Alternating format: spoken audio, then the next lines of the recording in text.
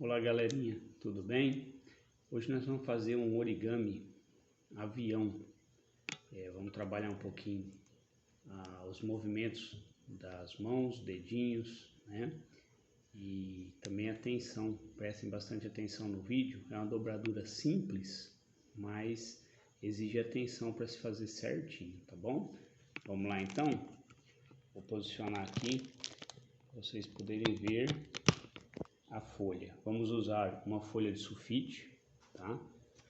Vamos usar ela na vertical, tá? Ou seja, ela nessa posição em pé.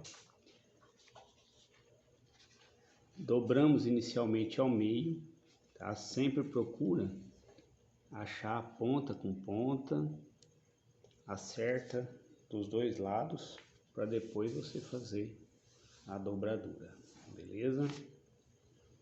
Depois de marcado, ó, aí nós vamos abrir e fazer a primeira dobra. Essa parte de cima, nós vamos chegar ela aqui ao meio, ó, dessa forma aqui. Tentem acompanhar para seguir a linha.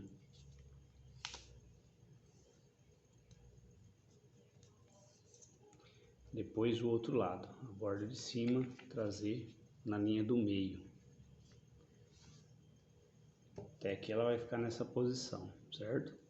Depois nós vamos então fazer essa borda chegar ao meio também. Segura, traga devagar. Depois que ela estiver alinhada também ao meio, aí você segura e faz a dobradura. De um lado, do outro lado a mesma coisa.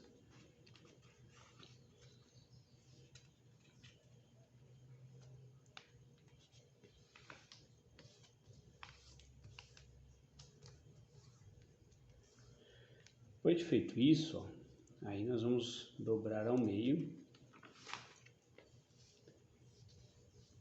E aí essa aba nós vamos dobrar, chegar na linha do fundo, de fora a fora também, acompanhando, se possível, até lá na ponta, ó. Então vocês arrumem a ponta certinho, para ela ficar desde a ponta até no final da folha, correto? Correntinho. Aí nós vamos virar do outro lado e fazer a mesma coisa, desde lá de cima até lá atrás, lá embaixo.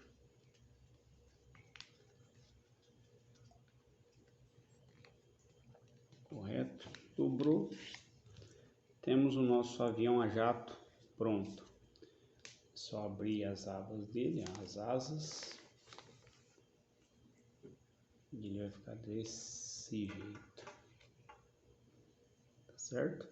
Aí é só pegar ele com o polegar e o indicador e jogar para ele voar. Se você quiser fazer uma decoração, fazer uns desenhos, pintar, aí o avião vai ficar mais bonito. Certinho, galerinha? Então, hoje era isso. Agradeço a atenção de todos, a participação. Um grande abraço, fiquem com Deus.